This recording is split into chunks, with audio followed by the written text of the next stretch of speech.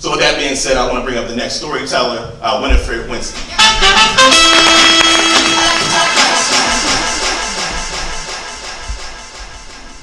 At first, our secret saved us. But now, it holds a sickness that's hereditary. As I sit in a church pew, crammed in a tiny space, next to my father's sister, waiting to lay my grandma to rest. She is going home to be with her Lord and Savior. As the tears stream down my face, I think it's crowded in here. Who are all these people? I mean, my grandmother only had 3 brothers and sisters, or so I thought.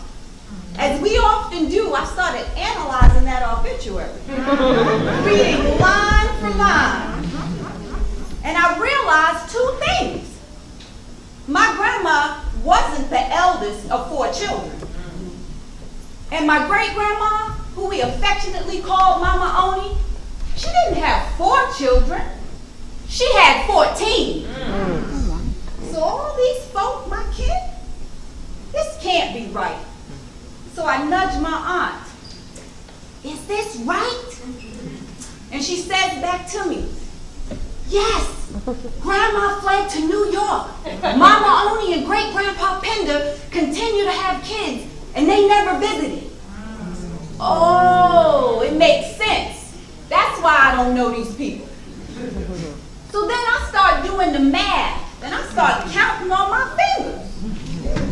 Okay, so in 1914, Mama Oni gave birth to her 3rd child, which was my grandma. And then I realized great-grandpa Pender ain't great-grandpa Pender. Because you see, my grandma was half white. So much so, I heard the story she fled to New York because she could pass. I heard the stories. I saw the pictures. Shit, in my mind, she was the queen of Harlem, New York. And something still wasn't quite making sense. So I had one more question from my aunt, and I think she knew it was coming. And all I got out was, and she said, in the house of the Lord with no hesitation, what the fuck you think happened? And in that moment, I realized Mama Oni had been raped. And she wasn't the first. See, our ancestors were raped, and they kept it a secret. Rape was used as a form of power. I'm going to traumatize you, leave you broken with no way to heal. And they had to keep that secret. Their lives depended on it. And just like my grandma fled the South, my mother did too. She graduated from her all-black segregated high school with a one-way ticket to New York City for better career opportunities. And that's how I was born, in Brooklyn, New York. The concrete jungle. A jungle indeed. But by the 1980s, crack invaded, and it destroyed lives. The crack epidemic ripped families apart, men, women, and children. And see, me and my siblings, the streets had welcomed us. And my 2 siblings, they used that to suppress and to cope. And me, well, it allowed me to explore and grow up a lot faster than I should have. And my mother wasn't oblivious to this. Just as she left North Carolina for a better life, she decided to leave New York for a better life for us, or so she thought. She decided to move to a little town called Rayford, North Carolina. Y'all know about Bucktown? Okay? She was excited, happy. She got to reconnect with her baby boy because there were 4 of us. I never seen her so happy. This felt like her liberation. But it sure as hell didn't feel like mine. We're in this small country town where there's nothing to do like in New York. So me and my sister start talking more, start sharing more. Now we're getting to know each other again. So one night I decided to tell her. I said, I know your secret. I read your diary. I know that you were raped. Her eyes got wide, and before she could say anything, I wanted to know, did you tell Mommy? What did Mommy say? She took a deep breath. She said, I told Mommy. And Mommy said, you're not the first. You're not the only one it happened to. So now it made sense. My sister carried this. She lived with this pain. No way to turn. No wonder the streets of New York wrapped their arms around her. She had no way to heal. All she heard was, you ain't the first. You ain't the only one this happened to. I mean, what mother would say that? And then I found a letter that my mother wrote. As I read the letter, it said, if anyone finds this letter and anything happens to me, it is because I was raped by this man.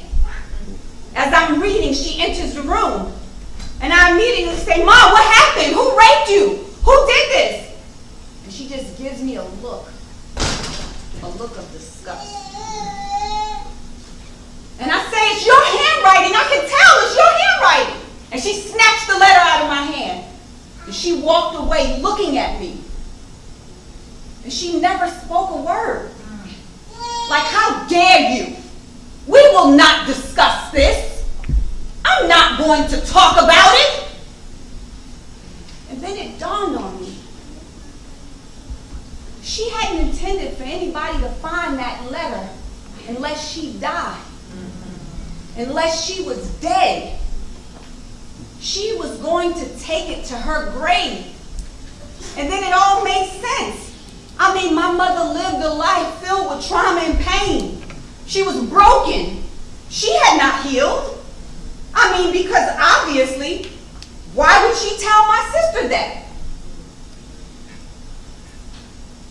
And knowing all of this, I still felt shocked, hurt, and confused when it happened to me. My mother's response was the same. She didn't want to talk about it. But I wanted to talk about it. Mommy, you will hear this. I was raped too. He raped me. And I'll never forget when he lunged at me and he threw me down and he ripped off my clothes. And I yelled out, please stop, I'll keep it a secret. I won't tell. And he continued to beat me. And I got up and he left me bloody and bruised. And all I could think, I wasn't the first. And my mother's words rang out in my ear. You ain't the first. You're not the only one this happened to. And I thought, this overwhelming amount of sadness, am I too destined to live a life full of pain and grief? Hell no, I wasn't. I will be the first. I will be the first in my family to not live with trauma and pain. I will be the first to heal. I will be the first to tell my secrets. Because you see, rape, it goes unseen. We internalize that pain. And I said, not today, Satan. You see, I learned that it was normal to live with pain and drama from a history of women who suffered. I mean, I carried it with me, my sister with her, my mother, my grandmother, and her mother too. It is not normal to live with pain and suffering. Our brains will trick us. It will betray us and tell us that it's normal. But I also learned that the brain can be retaught. It can be rewired. That we can loosen the shackle of shame and anxiety. We can be free we can be liberated. It took me about 10 years, but I worked through it. I wanted to heal. And while this story is mine and my family's, it does not live with us alone. This is the story of many boys, girls, women, and men who suffer in silence. They are ashamed. They are afraid. They are taught, keep it to yourself. How many times do we hear, what goes on in this house stays in this house? And victims, they keep it a secret. If I can be a voice of encouragement, a guiding light, or a beacon of hope for someone going through what I went through, or something similar, please know this: you are not alone. That secret is not meant to be kept. You must free yourself, unshackle yourself from the sickness of secrets. Only then will you be free. Free to live a life with the shadows of the past not looming over you. Because see, I refuse to let the past shape the future for me and my baby girl. See, I am my ancestors' wildest fucking dreams. I was violated and I came back with a vengeance. I am not a victim. I am a survivor.